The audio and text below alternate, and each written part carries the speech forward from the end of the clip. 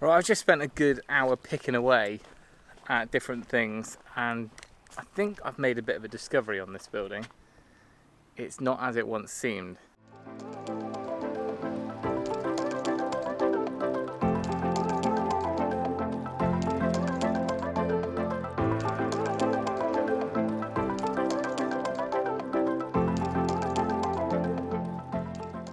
So what do we know already? Well, we know that this is old brick, or older brick, with lime mortar. You can tell because they're more weathered and just a softer look to them. Back inside, we know that this gable end will be the same age, so that's old. That back wall is an old one. This, though, is more modern. That's cement mortar and more modern bricks. So that truss was once freestanding. Well, it still is. The brick wall set off it. So that wall is nothing to do with the original building. And then when we look at this bit of timber framing, I've now taken off all the stuff that's been scabbed on here for the door. I'll have to just sort out a lock. So this is all original, and you've got that T-piece like we looked at the other day with this post coming up. This brick is not the same. This is the same as this wall here. It is modern. You can see these are like factory made bricks. There's no lime mortar in here. It hasn't been repointed. That's just how they've been made, which now makes sense. So we've got a stone saddle stone here. The post sat on that. This floor has been put in afterwards. So they've put in a concrete slab, which has been raised up, which is why it sits against the stonework like this. And therefore, it makes sense that they've built in this plinth here as part of the infill, because on the other side there's raised sections where the cows would have been milked. So that would have once been down at the yard level. And I am guessing that this was open.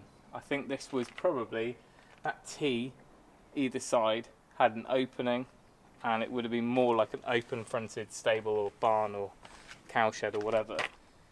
And then here, where that T is not continued through, I now believe that it used to be here and it's been cut off, which is why you've got these nice chamfers here, all the way along here, but it just stops bluntly. So I reckon when this window went in and this more recent brickwork went in, they cut off this T section.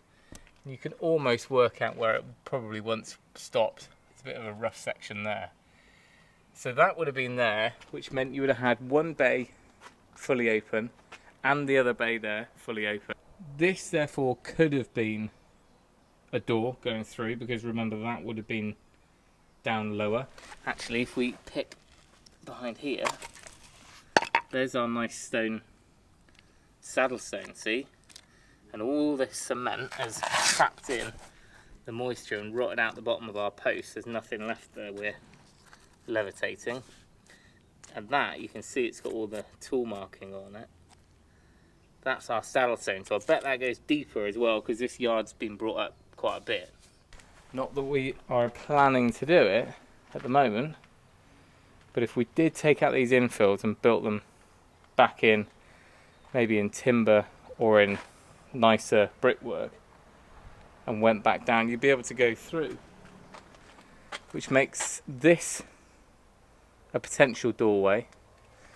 This sliding door has been put in since. That is the same species of wood, I think.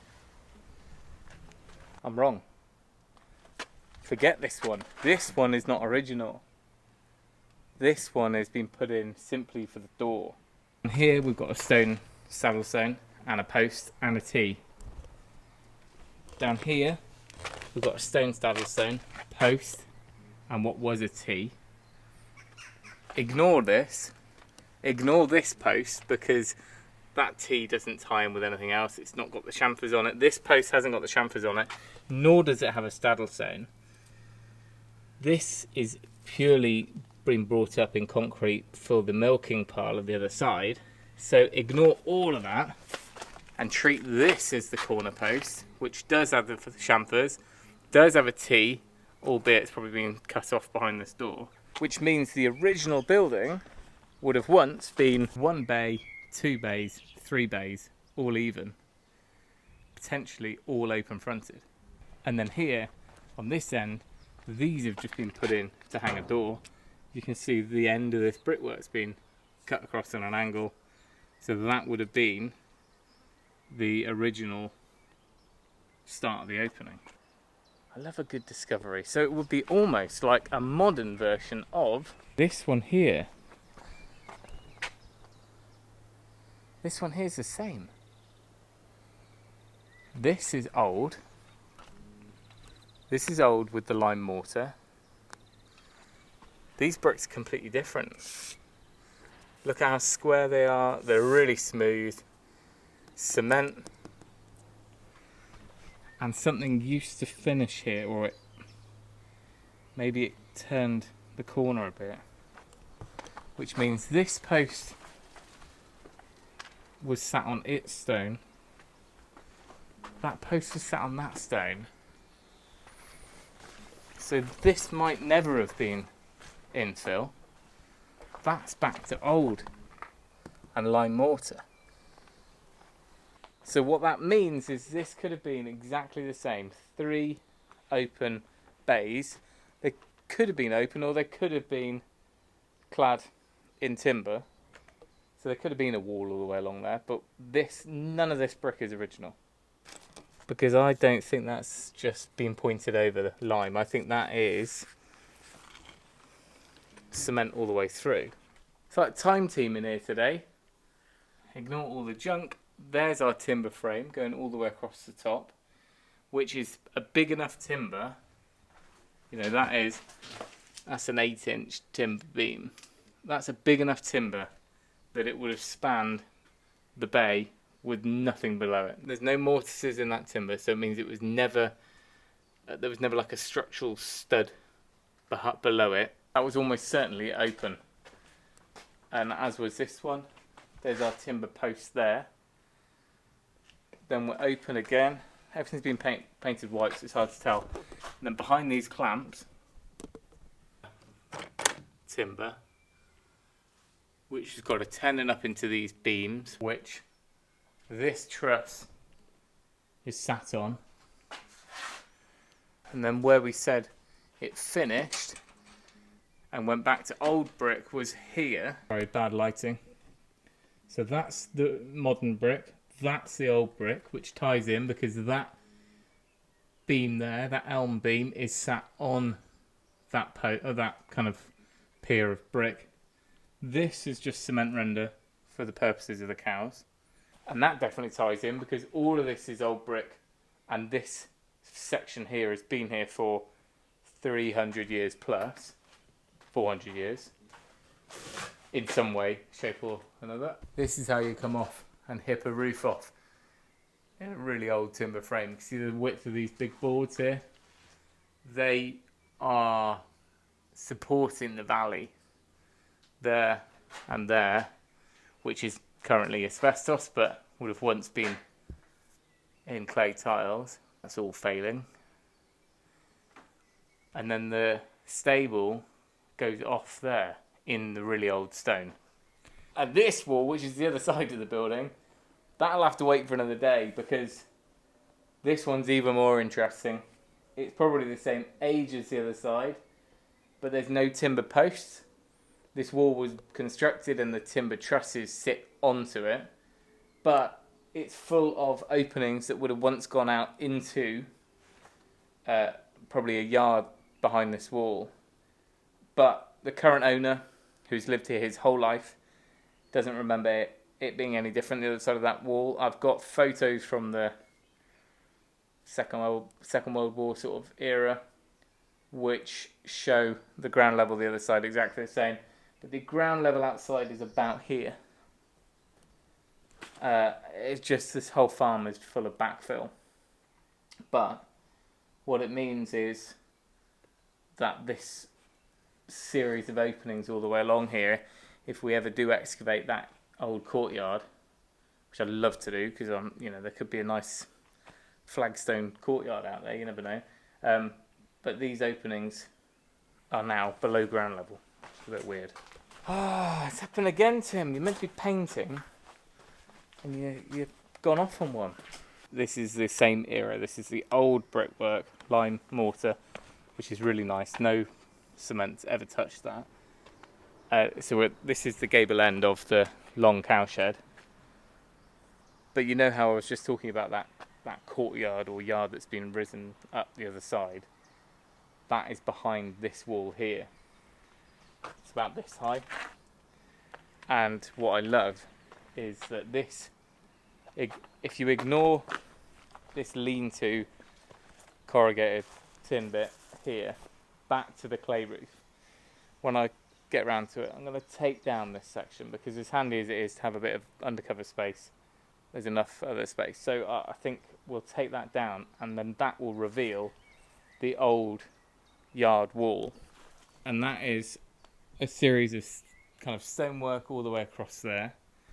There's a brick door up in the top there above this sort of stable. I don't know if that's a mountain block or just stairs. Those steps go up, but again, the ground level the other side is crazy high, so it's a bizarre setup up there. But then this wall, which is kind of the end of a building, but also becomes a wall of the yard, is an interesting one anyway, because it's been built on top of to create this shelter. But you can see on top of it,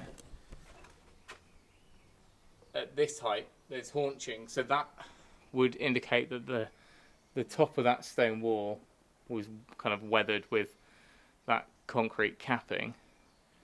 Came down to here, where we've got some of our lovely cast concrete. But I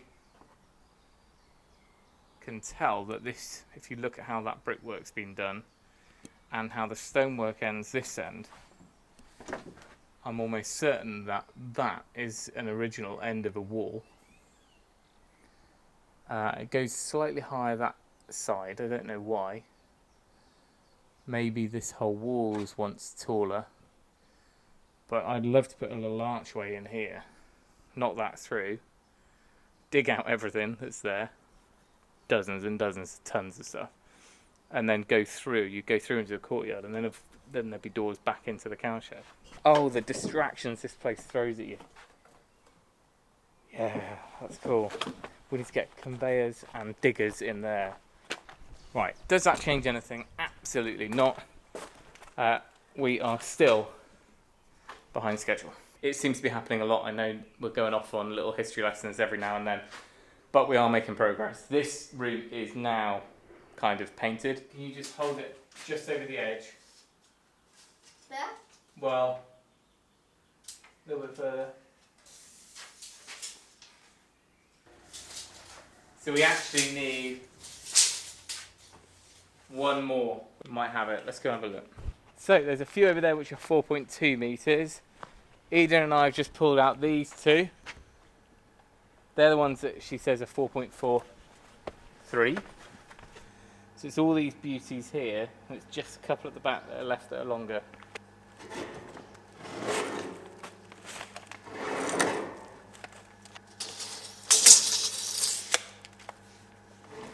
Perfect. One more in here somewhere. Right, it looks like 4 is our lot. Good news is we've probably got enough timbers to do the structure, so it's more the boards that we need to sort out. The nice thing is we're using up all the stuff that's left over. So those are left over from doing a cabin, even though they were upcycled. Then I've also got 100mm and 200mm loft insulation, which is probably what I use, plus some sheep's wool, which I'm going to hold off and use that for another project. So 2 rolls of this should do the whole ceiling to a nice amount, just to keep the freezers and the whole ambient temperature fine. It might be worth lagging the pipework still. Fear not, that is cowshed history lesson over. Back on the tools next time. We're going to get this ceiling up, start to finish, in the next video, and you'll be able to see how the room is going to be finished up. It's all going to plan, to be quite honest. I'm quite pleased with it. We've clawed it back. It's going to be a 5-day project rather than a 3-day, but it's still not bad for what was a rat-ridden mess. Anyway, thanks for watching. Remember, if you can, do it yourself, and we'll see you next time.